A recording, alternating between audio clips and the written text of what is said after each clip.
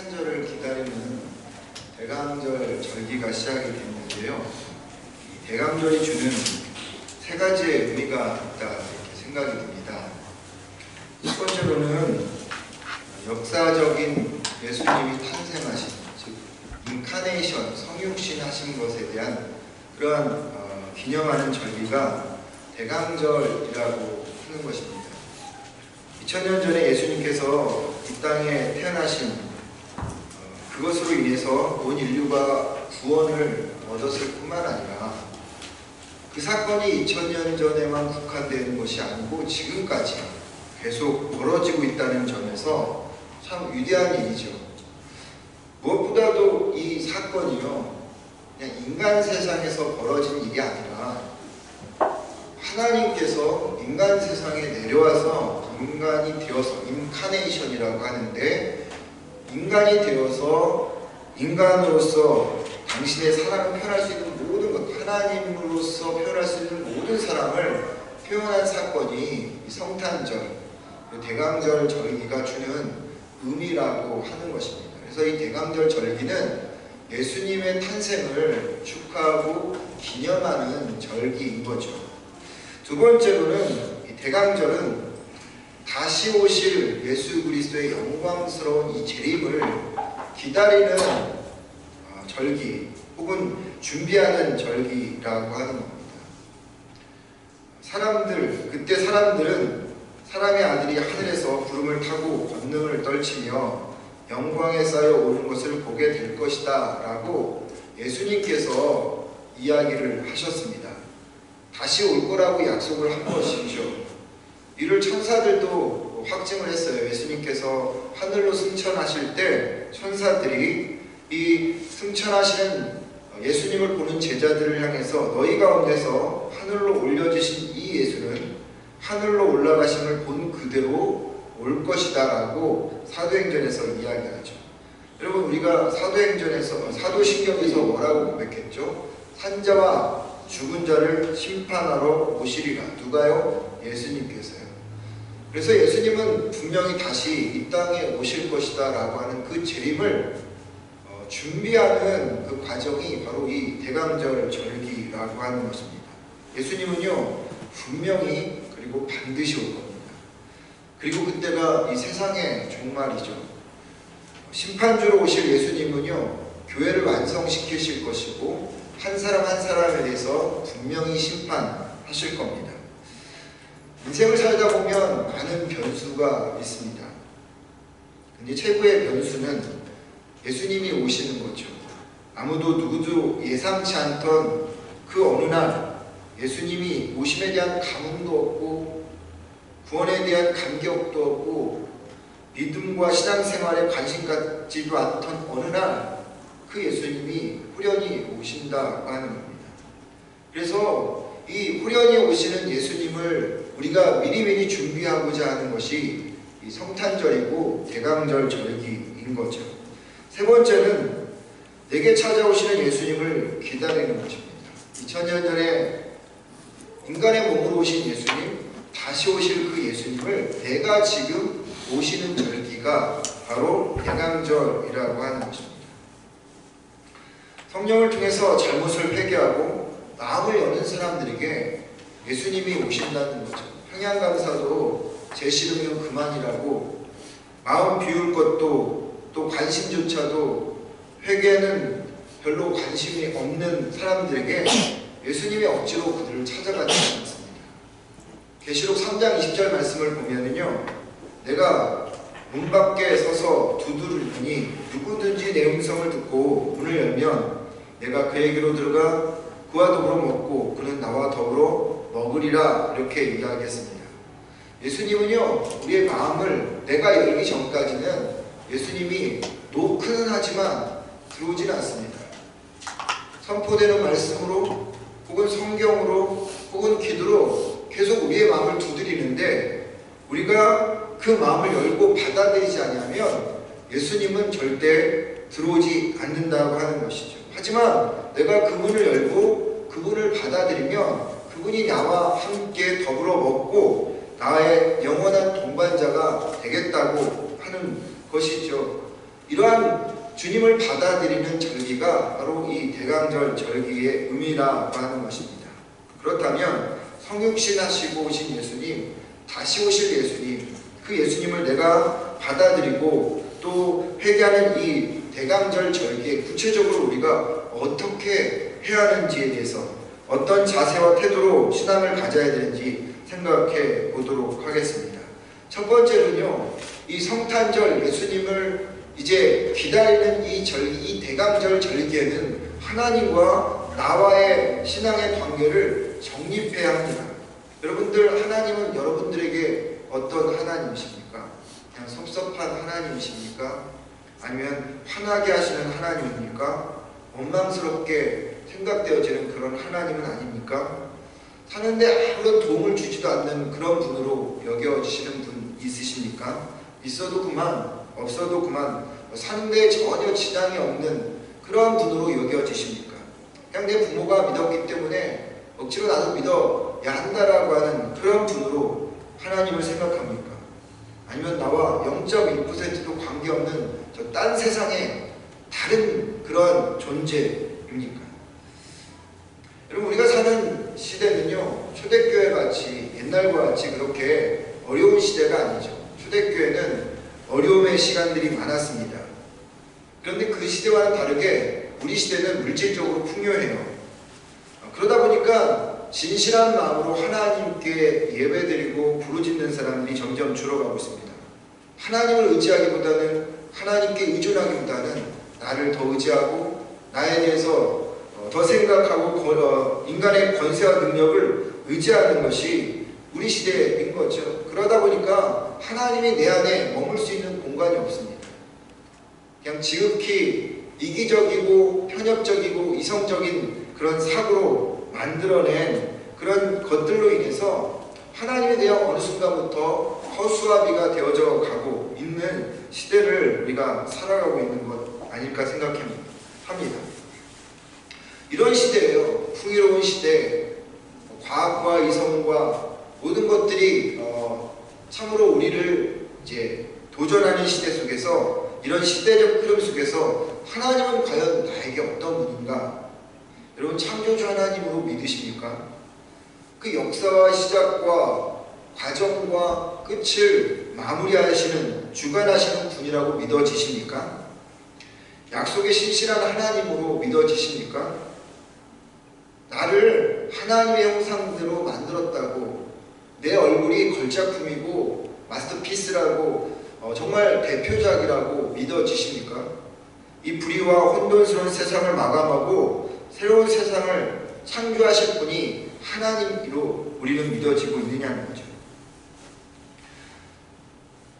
영국의 유명한 설교가였던 스펄전 목사님께서 하루는 많은 사람들 앞에서 하나님의 전능하심에 대해서 설교하고 있었습니다. 한 청년이 손을 들었습니다. 목사님, 한 가지 물어보겠습니다.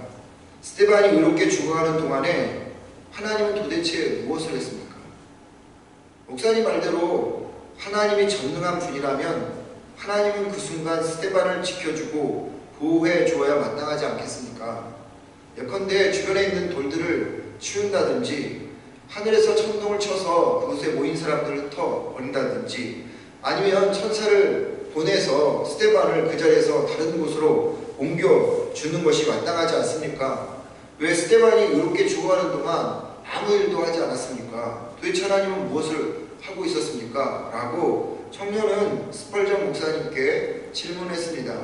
그랬더니 이 말을 들었던 스펄전 목사님이 이렇게 대답했습니다. 물론 하나님은 스테반을 다른 곳으로 피신을 시키지 않았습니다.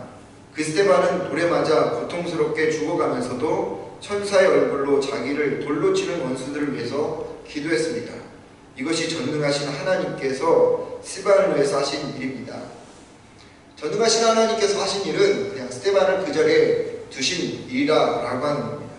무슨 말이냐면, 여러분 성경을 읽어보시면 아시겠지만 스테반이 순교하던 그 현장에 누가 있었습니까? 바울이라는 사람이 있었습니다.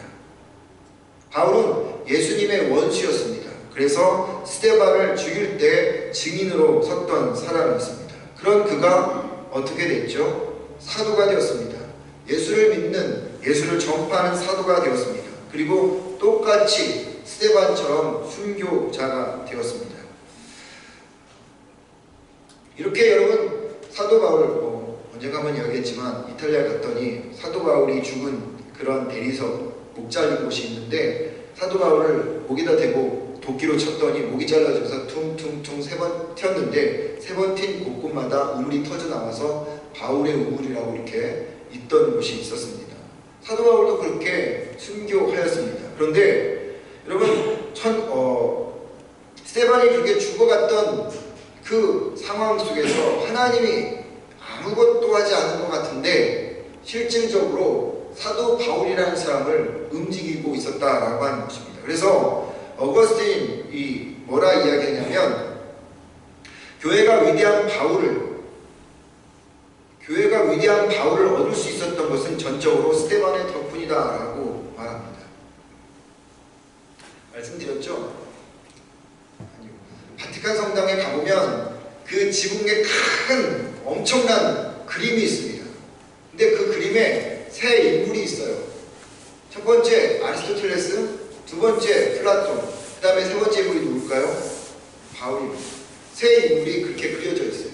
이 세 사람이 전 세계를 이렇게 움직였던 사람으로 이야기합니다. 그 중에 한 사람이 바울이에요. 근데 그 바울이 어떻게 바울이 될 수 있었느냐는 거죠. 바울로 인해서 복음이 유럽으로 넘어가고 유럽에서 아시아로 넘어가고 아프리카로 넘어가서 오늘 우리가 이렇게 예배를 드리는 것입니다. 바울 때문에. 근데 바울이 누구 때문에 그렇게 바울 되었느냐 하면 스데반 때문이었다는 것입니다. 돌에 맞아 순교하면서도 천사의 얼굴로 그 원수들을 위해서 기도하는 그것을 본 바울의 마음이, 그 강팍한 마음이 움직이기 시작했던 것이고 깨지기 시작했던 것이고, 그로 인해서 바울이라는 사람이 하나님께 붙들림을 받을 수 있었던 이 모든 것들을 계획하는, 인간의 눈으로 보여지지 않지만 행하셨던 것이 바로 전능하신 하나님이라고 하는 것입니다. 그 하나님이 나의 하나님이라는 거죠. 그 하나님이 오늘도 나에게 일하고 계시다라고 하는 것입니다. 내 눈에는 보이지 않지만 그러나 그 하나님은 물밑에서 여전히 당신의 손으로 나를 향해서 움직이고 있다고 하는 것입니다. 그래서 그 하나님은 창조주 하나님이십니다. 그 하나님은 역사를 주관하시는 하나님이시고, 그 하나님은 여러분과 약속했던 그 약속을 신실하게 지키시는 하나님입니다. 그리고 여러분들을 당신의 얼굴을 따라서 가장 아름답게 만든 그런 하나님이십니다. 여러분 이렇게 한번 하셔서 나는 대표작입니다. 이렇게 한번 해보시겠어요? 민망하십니까? 옆 사람과 함께. 그렇게 여러분 믿으세요. 하나님께서 여러분을 그렇게 만드셨어요. 이 역사의 종말에 불의와 혼란스러운 세상을 깨끗이 정리하시고 새 나라를 만들어서 그 새 나라의 상속자를 여러분들에게 맡기실 분이 누구라고요? 하나님이십니다. 그 하나님이 여러분 우리의 하나님이라고 하는 것이죠. 그 하나님과의 관계를 정립할 시기가 이 대강절의 시기라는 거죠. 오늘 11절의 말씀을 보십시오. 또한 너희가 이 시기를 알거니와 자다가 깰 때가 벌써 되었으니 이는 이제 우리의 구원이 처음 믿을 때보다 가까웠습니다. 요엘서의 말씀을 빌리자면 여호와의 날이 가까워지고 있습니다. 이때 하나님과 나와의 관계가 바로 정립되어져야 합니다. 아까 광고 시간에 잠깐 말씀을 드렸는데 이번 주 14일 날 7시 반에 퍼시픽 아카데미에서 이 밴쿠버 지역에 있는 모든 교회들이 그리고 교인들이 목사님들이 함께 모여서 예배를 찬양 예배로 드립니다. 보통 이제 예년에 네 지역으로 나누거든요. 서리 랭리 지역 하나, 이 트라이시티 지역 둘, 버나비, 그 다음에 뉴웨스트민스터 한 세 곳, 그 다음에 저기 밴쿠버 4개, 이게 나눠서 각자 예배 드렸는데 이번에는 다 퍼시픽 아카데미에 다 모여서 그 4개 팀들이 성가대로 2곡씩 준비하고, 그리고 목사님들 사모님이 성가대로 2곡 준비하고, 시온합창단이라고 한 100여 명의 할머니 권사님 집사님들이 모여 부르는 찬양들이 있거든요. 찬양대가 있는데 그분들이 또 2개 갖고 총 12곡을 이제 부르게 됩니다. 그렇게 여러분 보통 이제까지 4개 지역을 하다가 한 지역에서 같이 예배 드리고자 계획했던 이유는 종종 제가 이야기하잖아요. 마지막 날 하나님 앞에 가서 24장로와 내 생물과 천구와 천사가 하나님 앞에 어떻게 부른다고요? 떼창, 아이들 말로 떼창, 떼거리로 부르는 찬양, 이걸 떼창이라고 하는데, 그날 같이 하나님을 향해서 찬양하거든요. 그날 우리가 다 같이 모여서, 거기 모든 사람들한테 다 같이 모여서 메시아의 헨델의 메시아를 다 같이 떼창으로 부를 거예요. 거기에 얼마나 많은 사람들이 보통 이제 헨델의 메시아는 다 한 번씩 들어봤으니까 웬만하면 다 부르잖아요. 다 같이 그렇게 부를 겁니다. 이날 준비하기 위해서요, 네 지역 그리고 2개 팀들이, 6팀들이 미리 와갖고 7시 반이니까 5시에 모여서 2시간 반 전부터 우리가 모여서 리허설을 하려고 해요. 다 이렇게 대충 생각해보니까 한 300명 정도, 성가대만 300명입니다. 그러니까 다 합치면 뭐 어른들까지 모으면 한 1000명은 넘을 것 같은데, 어찌됐든 300명이요. 여러분, 그 무대 위로 올라갔다 내려갔다 이것을 하려면 리허설이 필요해요. 어떻게 올라가야 되고, 어느 때 내려와야 되고, 어떻게 불러야 되고, 그런 리허설, 예행 연습이 시작을 그래서 2시간 반 전부터 이제 하려고 하는데요. 근데 여러분, 이 예행 연습에 참석하지 않은 사람들이 있을 수 있어요. 5시에 모여갖고 우리가 예행 연습하자, 리허설 하자, 그래갖고 A팀이 먼저 이렇게 오십시오, B팀이 이렇게 오십시오, 갔다 어떻게 내려가십시오, 어느 순간 어떻게 해야 됩니다 라고 이제 다 맞춰볼 텐데, 시간이 없어서 아니면 그 시간을 빠져서 그 예행 연습에 리허설에 참여하지 못하는 사람들이 있을 겁니다. 그런 사람이 나중에 본 무대에 딱 올라가면 어떻게 합니까? 삑살이 내죠. 그런 사람들이 이쪽으로 다 가는데 자기만 저쪽으로 가는 경우가 있을 수 있다는 거죠. 그래서 리허설이 필요하고 예행 연습이 필요해서 저희가 2시간 반 전부터 이제 할 건데요. 저는 그것을 생각하면서 성탄절이 뭔 줄 아십니까? 대강절이 뭐 하는 줄 아십니까? 예행 연습하는 거예요. 그냥 매년마다 우리가 성탄절을 지금 보내고 있지만, 이 대강절기를 보내고 있지만, 이게 그런 의미가 아니라는 겁니다. 하나님 나라에 가서 우리가 어떻게 해야 될지 지금부터 예행 연습하고 리허설하는 것이에요. 그냥 우리가 이 성탄절에 하나님을 생각하고 하나님 앞에 찬양하고 이런 것을 대충 대면 생각 없이 보내면 마지막 재림 때, 본무대에 딱 섰을 때 우리가 낭패해 볼 수 있다라고 하는 겁니다. 떼창 부를 때 자고 있고, 부르지 않을 때 자기 혼자 부르고, 이런 상황이 벌어질 수도 있다라고 하는 것입니다. 그렇기 때문에 여러분, 이 성탄절의 계절에, 이 대림절의 계절에, 이 대감절의 계절에 우리가 그냥 보내서는 안 되는 거예요. 하나님과의 나와의 관계를 바로 정립하고 하나님 앞에서 우리가 어떻게 설지를 미리 생각해야 되는 것입니다. 그런 의미에서 이 대감절기, 이 성탄절기에 여러분의 하나님은 어떤 하나님이세요? 아직 그 하나님을 못 만났습니까? 그럼 죽어라고 지금부터라도 여러분 말씀을 읽으십시오. 아직도 하나님이 나의 구주로 못 느끼십니까? 그러면 금식이라도 하시면서 죽으면 죽으리라고 그런 마음으로 금식하며 하나님을 만나게 해달라고 기도하십시오. 하나님이 섭섭하고 원망스럽습니까? 그러면 매일 하나님 성전에 나와서 목이 터져라 기도라도 해보십시오. 성령을 달라고 기도하십시오. 그러면 그 하나님과의 나의 관계가 풀려나가기 시작할 겁니다. 그냥 보내지 마십시오. 이 대강절 절기, 이 성탄절을 맞았는데 이 리허설을 잘해야지, 이 예언 연습을 잘해야지 본무대에 가서 잘할 수 있을 것입니다. 두 번째로는요, 이 대강절에는요, 회개하는 시간을 우리가 가져야 되죠. 예수님 오심을 준비했던 세례요한은요, 회개하라 천국이 가까웠느니라 라고 얘기했습니다. 당시 지도자들이나 백성들이요, 영적으로 너무 혼탁했어요. 그리고 도덕적으로도 윤리적으로 무척이나 이 심각한 문제를 가지고 있었습니다. 이런 상태로 무슨 예수를 맞이하겠어요? 메시아를 맞이하겠어요? 그래서 세례요한이 야, 이런 상태로 예수를 어떻게 맞이해? 그래서 외치기 시작했습니다. 회개하라, 천국이 가까웠느니라. 회개하라, 예수님이 곧 오신다 라고 이야기를 하고 있는 것입니다. 죄라는 것이요, 이 죄, 우리가 알죠? sin이라고 하는 죄라는 이 단어가 재밌어요. 헬라어로 하마르티아라는 뜻인데요, 그 의미는 뭐냐? 화살이 관역에서 벗어나다라는 뜻입니다. 죄라는 의미, 헬라의 뜻은 화살이 관역에서 벗어나다는 겁니다.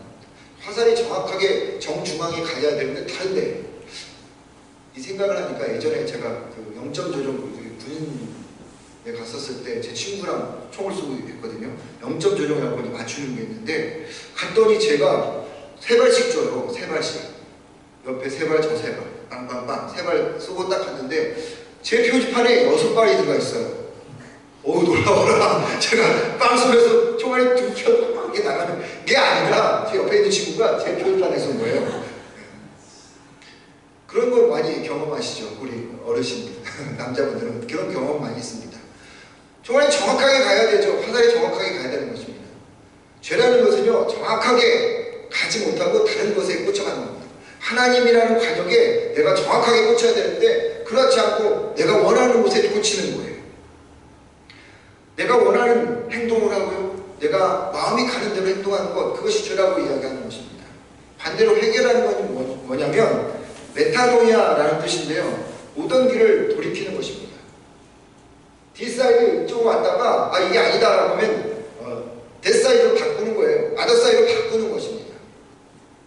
내가 있어야 될 위치가 아닌 곳에 서 있다는 것을 내가 발견하면 빨리 내가 가야 될 내 자리로 돌아가는 것, 그것이 회개라는 겁니다.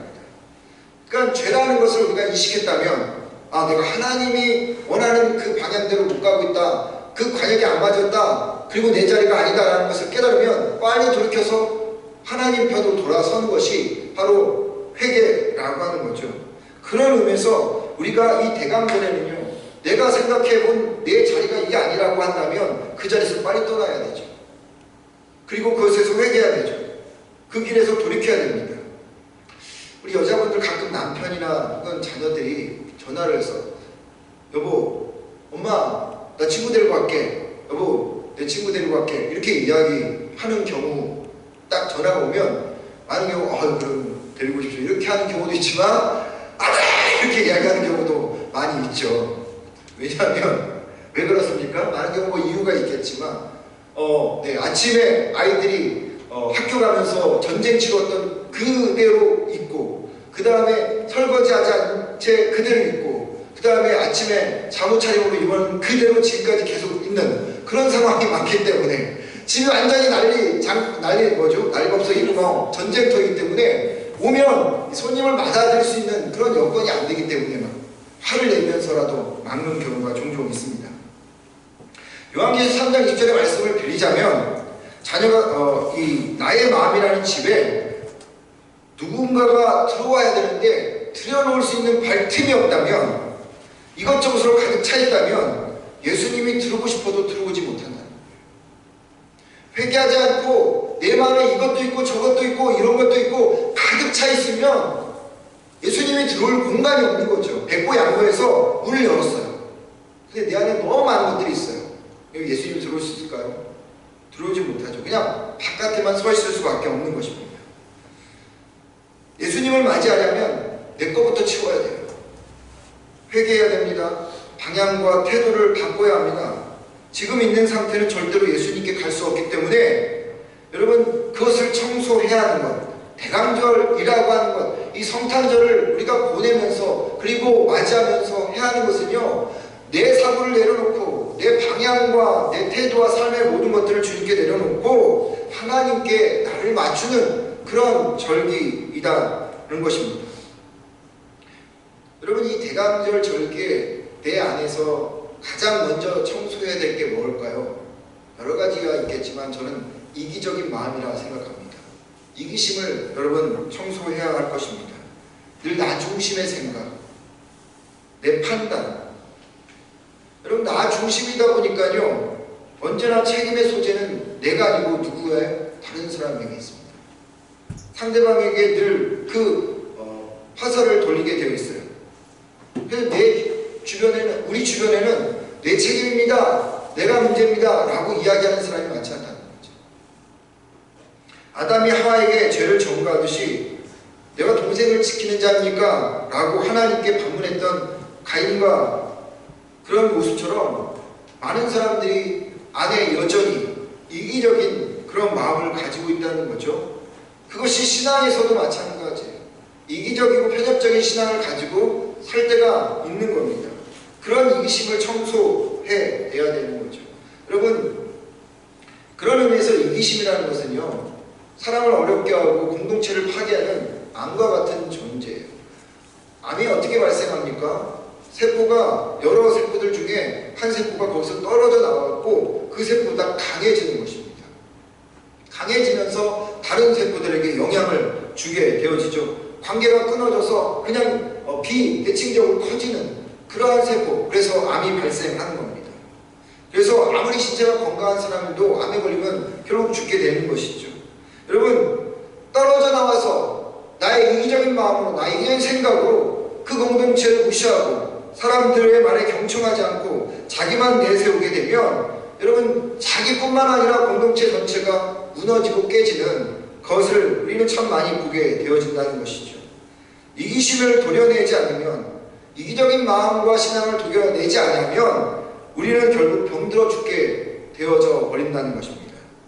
13절 14절의 말씀입니다. 낮에와 같이 단정히 행하고 방탕하거나 술 취하지 말며 음란하거나 호색하지 말며 다투거나 시기하지 말고 오직 주 예수 그리스도로 옷 입고 정욕을 외워 육신의 일을 도모하지 말라. 우리 안에 여러분 방탕한 것들이 있다면 도려내셔야 됩니다. 다투고 시기하는 자세와 태도, 마음 내키로 하는 데는 그런 정적인 삶이 있다면 회개하고 제거해야 됩니다. 그래야 주님이 보이기 시작하는 거죠. 그래야 그 대강절에 주님을 우리가 맞이할 수 있는 마음의 상태가 되어지는 것입니다. 세 번째로는 영성을 강화시켜야 합니다. 물론 늘 영적으로 강건해져야 되고 성숙해야죠. 그러나 특별히 대강절 절기에는 우리 영성이 더 강해져야 될 때입니다. 왜냐하면 연말이 되면 그만큼 유혹도 많고요. 그만큼 많은 악의 세력들이 우리를 공격하는 그런 때이기도 합니다. 영성이 가장 강화되는 좋은 방법이 뭐가 있을까요, 여러분? 기도밖에 없어요. 12절의 말씀에 보면 11절에 이 시기를 알거니와 자다가 깰 때가 벌써 되었으니 밤이 깊고 낮이 가까웠으니 그러므로 우리가 어둠의 일을 벗고 빛의 갑옷을 입자. 어떻게 여러분 세상 징조와 때를 구분할 수 있겠습니까? 어떻게 밤이 깊고 낮이 가까운 줄 어떻게 알겠어요? 세상의 흐름을 어떻게 파악할 수 있어요? 그리스도인들이. 기도밖에 없어요. 기도를 하면 그것들이 보이게 되어진다는 거죠. 영적인 무기, 그리스도인들에게 영적인 무기는 기도밖에 없는 거죠. 영적인 눈이 떠지면요, 그러면 세상의 흐름도 읽을 수가 있고요, 세상의 사건도 거기에 말려들지 않게 된다는 겁니다. 적절하게 대처할 수 있는 방법이 기도밖에 없는 거죠. 시므온과 안나가 예루살렘 성전에 있었습니다. 누가복음 2장에 나온 이야기죠. 잘 아시겠지만. 근데 여러분, 시므온과 안나가 성전에 있었을 때 예수님을 알아봤나요? 못 알아봤나요? 알아봤나요? 못 알아봤나요? 알아봤어요. 시므온과 안나는 예수님이 성전에 오는 것을 보고 저 사람이 메시아다라고 하는 것을 두 사람은 알아봤습니다. 생각해 보십시오. 그 성전에는 예배를 드리는 장소입니다. 거기에 사람들이 그 두 사람만 있었을까요? 많은 사람들이 있었을까요? 많은 사람들이 와서 예배를 드렸지 않겠습니까? 근데 그렇게 많은 사람들 중에 그 마리아와 그리고 마리아가 안고 있는 그 예수가 메시아라고 하는 것을 왜 어떻게 시므온과 안나가 단번에 알아봤을까요? 그 많은 사람들 중에. 더군다나 여러분, 수천 년을 기다려도 이스라엘 백성들은 수천 년 동안 메시아를 기다렸거든요. 온다 했던 그 메시아 한 번도 오지 않았는데, 그래서 이제 모두 마음속에서 메시아에 대한 기대가 다 이렇게 흐물흐물해지고 있었던 차에 어떻게 시므온과 안나가 단번에 메시아인 것을 알아봤을까요? 성경이 이렇게 두 사람에 대해서 언급합니다. 시므온은 의롭고 경건하여 이스라엘 위로를 기다리는 자라 성령이 그 위에 계시더라. 누가복음 2장 15절. 안나에 대해서는 이렇게 기록하고 있습니다. 안나가 성전을 떠나지 아니하고 주야로 금식하며 기도함으로 섬겼더니. 시므온과 안나의 공통점이 뭡니까? 메시아를 알아볼 수 있었던 그들의 공통점은 기도하는 사람들이었다고 하는 것입니다. 기도함으로 그들의 영적인 눈이 깊어졌기 때문에 단순히 기도가 아니라 하나님의 계획을 이룰 수 있는 기도가 그들 안에 있었기 때문에 보자마자 메시아인 줄 알았던 것이죠. 반대로 여러분, 시므온과 안나만 있었겠습니까? 얼마나 많은 사람들이 있었겠어요.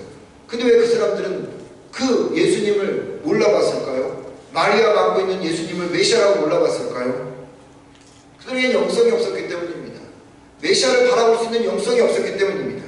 아니, 마리아가 그 사람들한테 이 아이가 메시아야! 라고 이야기해도 그 사람들은 못 알아들었을 겁니다. 왜요? 그들에게는 영적인 기도가 없었기 때문이에요.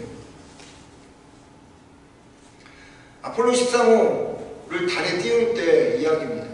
과학자들이 말했어요. 이 아폴로 13호는 절대 마치 타이타닉처럼 절대 고장날 일이 없다. 완벽하다. 신이 만든 것처럼 완벽하기 때문에 고장날 이유가 없고 고장날 그 퍼센테이지가 100만 분의 1도 안 된다라고 자신했습니다. 과학을 자신했고 그리고 이성을 그들이 자신했습니다. 그리고 아폴로를 쏘아 올렸습니다. 근데 지구를 떠난 지 얼마 되지 않아서 한 20만 킬로 가다가 20만 마일 가다가 갑자기 이 아폴로 이 11호에서 13호에서 뭐가 터졌냐면 산소통이 터졌습니다. 우주인들이 먹어야 될 산소가 터져버린 거예요. 그래서 문제가 되었습니다. 계속 여행할 수가 없었어요. 그래서 휴스턴에 있는 우주 기지에게 지금 우리가 이런 상태에 있기 때문에 더 이상 우주 비행할 수 없다라고 수시를 보냈습니다. 어떻게 해야 됩니까? 했더니 북극성이 보이냐고. 북극성이 보입니다. 그럼 그 북극성을 기점으로 해서 다시 돌아서 지구로 귀환하라고. 그 순간이 잘못하면 이 우주인들이 영원한 미아가 되느냐 돌아오느냐 그 상황이었습니다. 그것을 미국 대통령이 알게 되었습니다.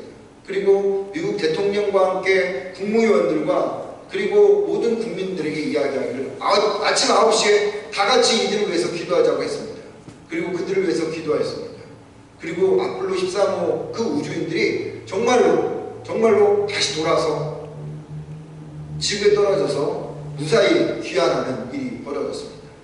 이 세 우주인이 문을 열고 제일 처음 한 일이 뭔지 아십니까? 그들이 그 우주선에서 나와서 그들을 기다리고 있던 목사님한테 가서 손을 잡고 자신들을 위해서 기도해드리라고 했던 것이었습니다. 넌센스 같죠? 과학과 기도, 과학이 무시하고 미신이라고 치부하던 그런 기도. 근데 그 우주선에서 나온 사람들이 그리고 온 국민이 기도했던 그 기도가 여러분 그들을 살렸다고 하는 것이고 그들도 나와서 첫 번째로 한 것이 하나님께 기도했다고 하는 것입니다. 2000년 전의 시므온과 안나의 시대나 2000년 후 과학과 이성이 범람한 시대에 영혼에 힘을 실어주는 건 뭔지 아십니까? 기도밖에 없다는 것입니다. 2000년 전에 기도하던 시므온과 안나가 2018년 이 땅에 와서 여러분 기도할 때 예수님이 오실 때 볼 수 있을까요? 볼지 못할까요? 볼 것입니다. 2000년 전에도 그들은 보았기 때문에 2000년 후에도 볼 것입니다. 2000년 전에 예수님이 왔는데 예수님이라고 못 봤던 사람들이 2000년 후에 지금 와서 예수님이 오시면 볼 수 있을까요? 못 볼까요? 못 봅니다. 그러면 2018년 오늘 살고 있는 우리들 중에 주님을 기다리는 마음으로 2000년으로 다시 돌아가서 예수님이 왔었을 때 그 예수님을 만났을 때 여러분 기다리는 마음이 있을까요? 없을까요? 있을 겁니다. 그런데 지금 이 시간 우리에게 그 예수님을 기다리는 마음이 없고 그것이 나와 무관하다고 생각하는 사람이 다시 2000년 전으로 가서 예수님이 탄생한 그때 예수님이 앞으로 왔었을 때 그 예수님에 대한 기대감이 있을까요? 없을까요? 없을 겁니다. 우리가 서기 1년으로 돌아간다 해도 지금 우리 상태가 하나님을 만나고자 하는 마음의 열정이 없으면 그때 가도 동일한 거죠. 근데 지금 만나고 싶은 마음이 있으면 그때 예수님이 보여지는 것이죠. 그러기에 우리가 필요한 것은 무엇인지 아십니까? 영적인 기도입니다. 몸에 병이 생기는 것은요 내 몸에 침투한 바이러스 때문에 그런 것이 아닙니다. 뭐 때문에 그런 거죠? 내 몸에 면역력이 약해지기 때문입니다. 내 몸의 면역력이 약해지니까 반대로 내 몸 안에 있던 바이러스가 얼마나 많은 바이러스가 내 안에 있는 줄 아십니까? 근데 그 바이러스가 평상시에는 작용을 안 해요. 그런데 언제 작용을 합니까? 내 면역력이 탁 떨어지면 그때 그 바이러스가 나를 병들게 하는 거죠.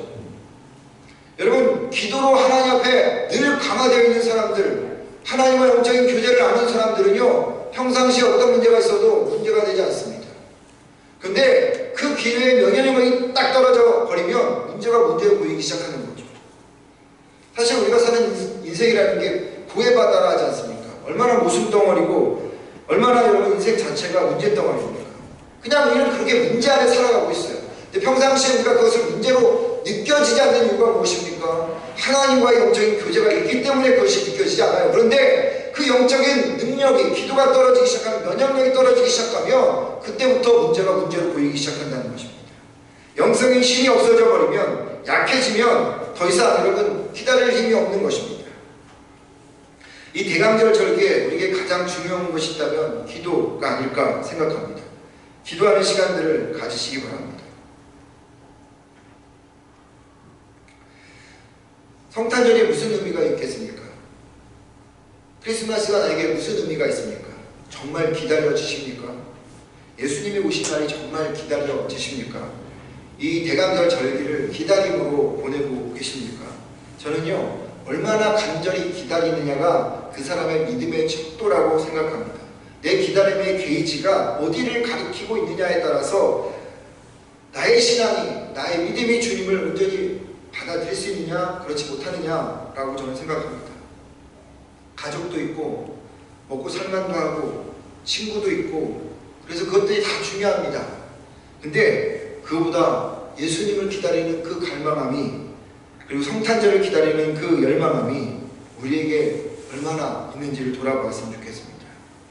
성경이 말하는 메시아를 기다리는 그 사람들, 유대인들은 여러분이요, 너무나도 간절한 갈망함이 있었습니다. 그런데 우리는 너무나 편한 세상에 살다 보니까 그 갈망을 다 잃어버렸어요.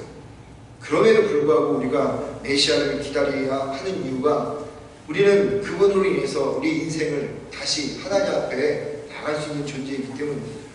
바라는 것은 이 대강절 절기에 정말 예수님을 기다리는 여러분들, 기다려지시는 여러분들이 되기를 주의 이름으로 축원드립니다. 기도하겠습니다. 사랑이 많으신 아버지 하나님,